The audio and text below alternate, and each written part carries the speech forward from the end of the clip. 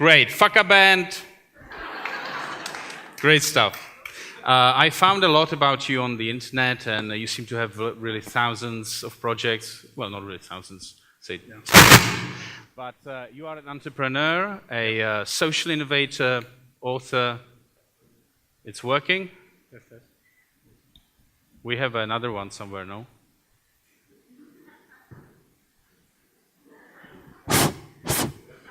That's good. This one's fine. That's good to start with the fuck up. Yeah, I mean, this is all planned. Come on, it's part of the... we are expecting this. We are actually doing this on purpose. So, Roger, we are really... I mean, you seem to be just based on my reading from distance, you seem to be really successful, everything going great. You have exotic hotels of some sort, or lodges. You have resorts in different parts of the world. Exactly. Yeah. And then you published a New York Times bestseller, and you're a social innovator. It makes you really feel shit. So I know, because I have none of that, and I'm bombarded, by guys like you from Facebook all around, and just making people more miserable. So finally, we get to hear the truth. Even Roger has had, and hopefully will have, more fuck-ups. Thank you very much. All right, thank you very much. Well, first of all, can we please give all of the speakers that have been on stage all of today a big round of applause, first of all. Thank you. I'm very excited to be the first speaker at the beginning of the session today and the last speaker tonight as well. I have had many fuck-ups. Actually, first of all, hands up if you understand English, okay? All right, okay. Hands up if you don't. Well, obviously, you wouldn't put your hand up, okay. So first of all, my life has been a series of fuck-ups, so I had to figure out which was the best one to actually tell tonight. So I'm going to tell you two. And I believe that the number of fuck-ups I have actually allowed me to call myself a success, because Winston Churchill has this great saying, which is true success is going from failure to failure with no loss of enthusiasm. So for me, it's been just continually looking for ways to actually minimize or maximize the failure. So I'm going to share two. First one, small one, when I was 19. So I am, that was a bit about me there.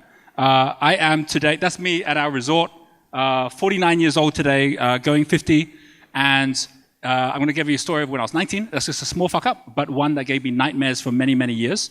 And then when I was 29, which is a very big fuck up, and actually led to the businesses I'm running today. So the small one, first of all. I was in London. I had just come out of, I'd taken a break from Cambridge. We had set up a publishing company where we were doing pictorial maps. These are maps where we drew the map out of Covent Garden or different parts of London or England, and we were putting logos of different shops on there. They paid us money to be on there, and then we sold those maps. And it became quite a big business. We ended up with about 20 or 30 maps in the first year. I had about 30 people working with us who were all 20-year-old, just like me. And we were having a great time, and I'd never worn a tie. I'd never polished my shoes. I never had shoe polish. And then one day we got a call from someone who was coming out from Bath, which is a very posh part of England, who wanted to take on the license for all of Southeast England, and she was willing to pay us a lot of money for this. And so my business partner, Mike, he says to me, Roger, you're the best at talking. You have to present. You have to do this business meeting. I'd never done a business meeting before like this, and I was so nervous the night before. I got my best suit out. I got a tie, bought a tie. I bought some shoe polish. I just tomorrow's a really, really big day. I woke up in the morning, and I don't know if it was the pollen, because my nose, it seemed like my sinuses were so bad. I don't know if it was because I was truly sick, because I actually had a very sore throat and I could feel my nose running. But whatever the reason was, I thought I should not go in the office today. There's something that was telling me, do not go in the office today. But there was another part of me saying, I must go in the office today. So today's the day that we are going to go out and get this big deal. So I went to the office. I got myself looking fantastic. I had my tie on. I had my shoes on. Everything was looking great. And in walks this most amazingly beautiful woman. Her name was Jo. She was, I think at that point, about 45 years old. I'd never seen someone wear such expensive jewelry, such expensive clothes. It was beyond anything I'd ever seen, and I was totally intimidated when she came in, but I said, I have to be professional, I have to show her what we're doing, how we're doing it, and I could feel my nose was running as I was doing this, so I actually asked my friend for a handkerchief, and he gave me this handkerchief, and I started like blowing my nose by thinking, I have to be professional, like this looks terrible, so every time I'd be talking to her, I'd turn around, I'd just blow a little bit, I'd come back, I'd talk again, and she didn't seem to notice, so everything was going quite well for a while. We went over to one of the maps. She goes, show me your maps. So we're going over to the maps. I'm full of nerves. I think everyone's going pretty well at this point. Having looked at the maps, my nose just keeps on running, and I keep on blowing it to the side. You know, at some point, you get to that point where if you have a handkerchief, which I'd never had before, it's so heavy and wet. It's too wet to put in my pocket now. I can't even put it in my pocket. I said, well, what do I do with this? And I'm thinking, how can I shake her hand when she leaves? Because I've been holding it in my right hand, and so I'm thinking I've got to prepare for when she's leaving, and I'm playing this through but she's still asking me questions, so I'm answering questions, I'm still blowing, and at some point I realize not only is this so full, but my sinuses are so full as well, I can't keep on going without her noticing that I'm actually dripping off my nose. Mike, my partner, is off to the side, he's an introvert, and he's like thumbs up, like this is going well. So I realize it's getting to the point where I have to actually either put down the handkerchief, which means I have to have at least like a 3-minute or 4-minute gap when she's leaving to have a clear nose. And I think this is the moment where I'm going to be able to blow my nose as hard as I can when she's not looking. It's going to make a lot of noise, but she might think it's a train outside. And then once I blow my nose, I'll put down the handkerchief, I'll turn around, I'll wipe my hand, she won't even notice, I'll take her to the door. And so she's there, she's looking at some stuff, she's talking to someone, she's looking, and I go, this is the time. And I turn around, and I go, like this. So far, so good. Anyone a gardener here? You know, if you're a gardener and you have a hose, and you try and hold on really tight to the hose, sometimes what happens is you miss a bit of the hose, and the water goes shooting out like a jet in a direction you're not expecting. So I've blown my nose, and I'm like, okay, and I put down the handkerchief, and I turn around, and dripping down her hair and over her expensive jewelry and over her cheeks are part of the contents of my nose. And I'm like, I'm so sorry. And you know what happens if you're a gentleman? You pick up whatever's close at hand and you help the lady, right? So I grabbed the handkerchief and I wiped it on her face. She went screaming out the door, and we never saw her again. Now, that gave me nightmares for years to come, but most importantly, it gave me a true lesson, which is sometimes the best thing you can do for your business is stay at home.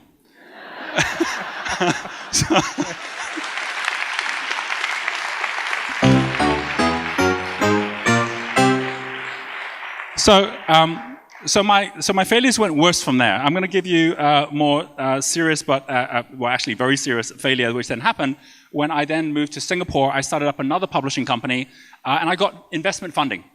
So this company here was a company called Free Market Media. This is when I was now 29 years old.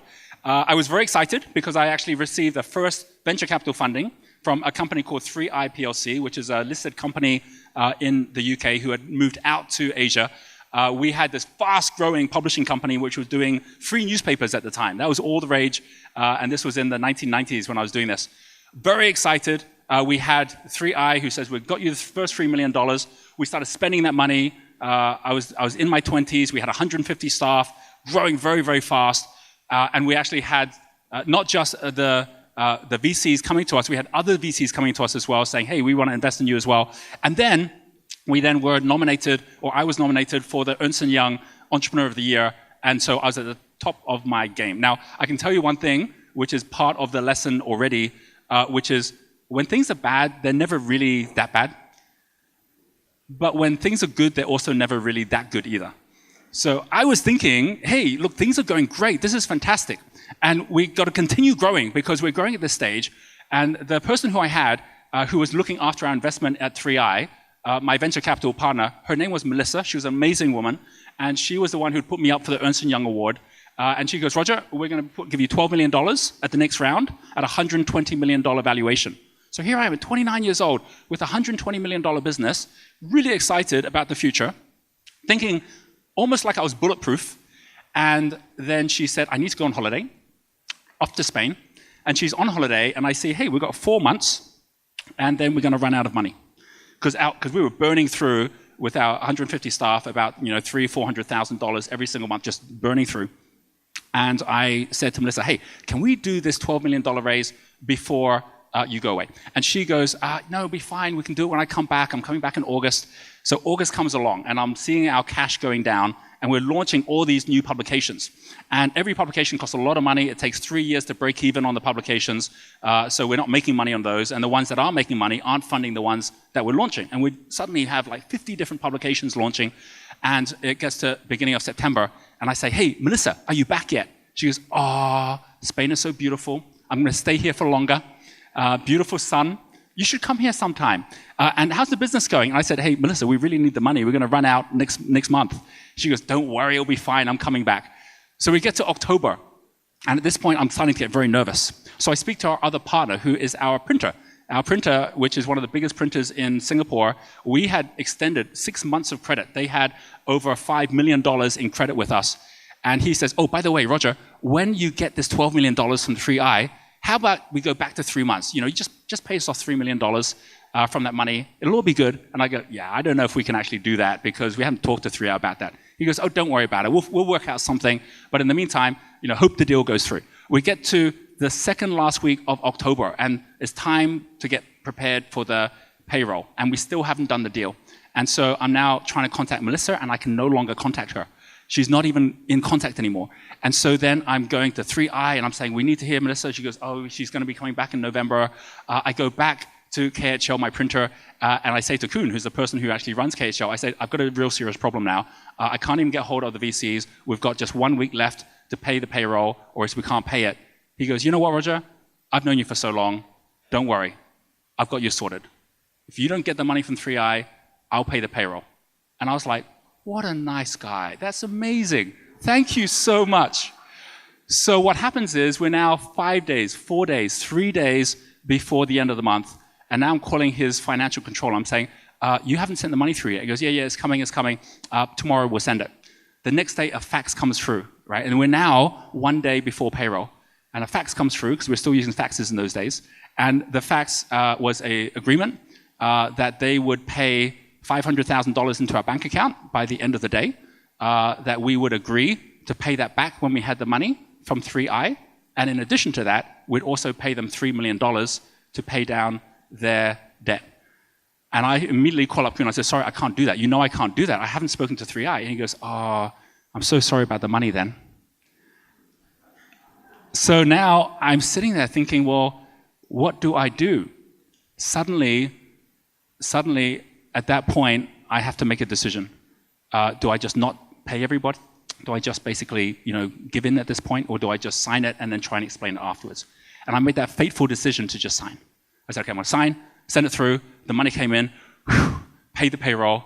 And then it was about a week later, I contacted Melissa, and I actually am saying, Melissa, I'm really sorry. We had to go and get money from the printer.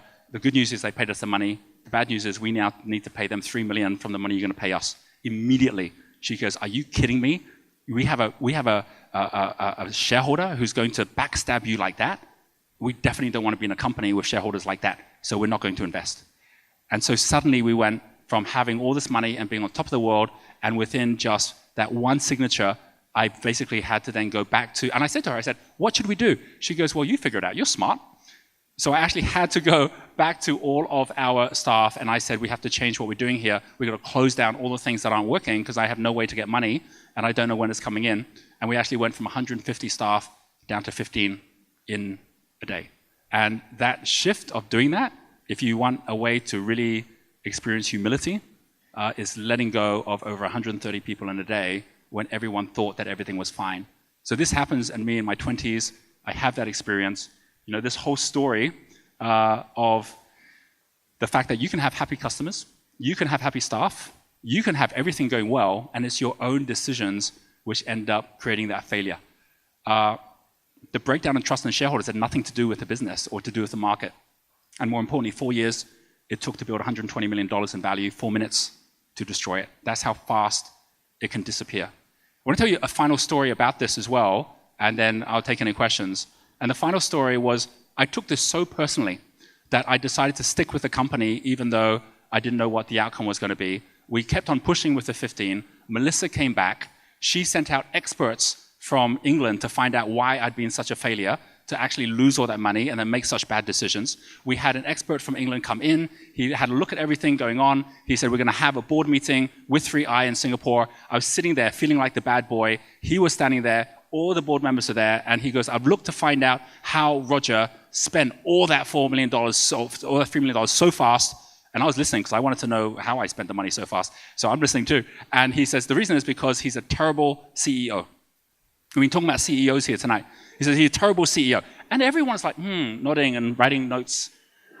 I was like, hey, what about me? You can't just call me a terrible CEO.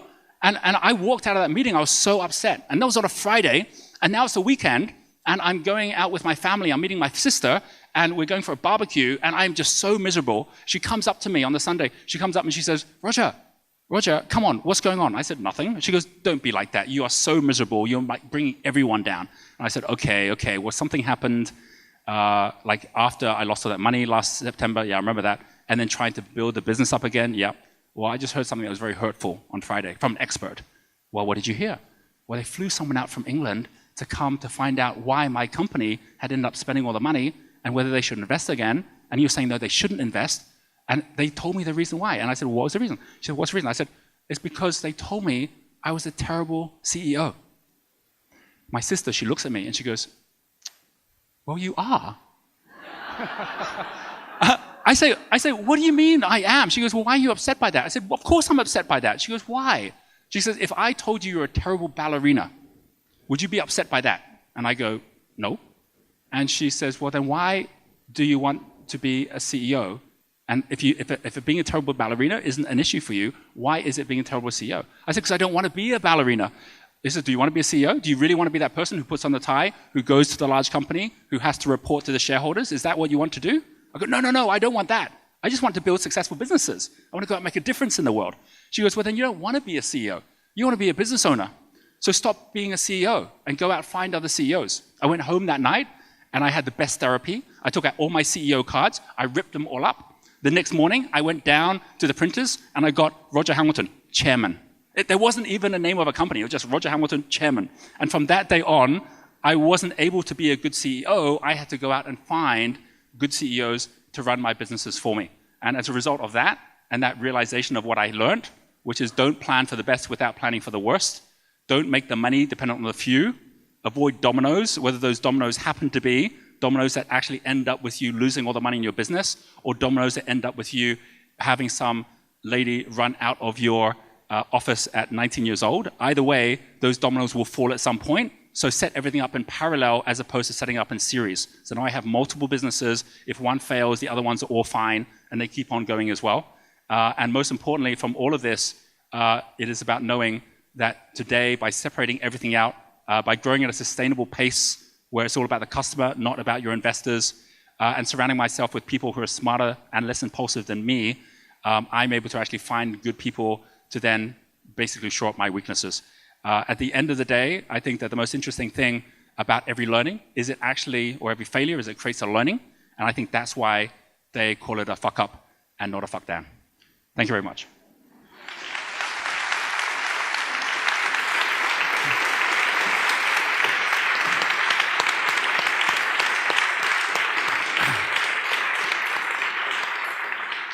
So, thanks, Roger, for that. We will do maybe 1 or 2 questions because really we are now overstretching our physical and physiological capacities to hold that in. So, just shout the question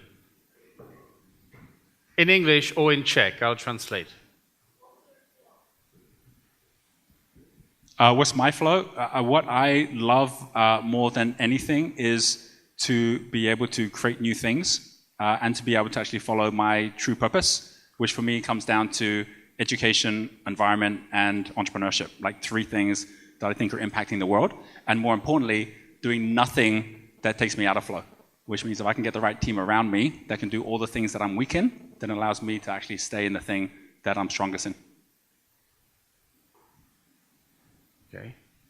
One more?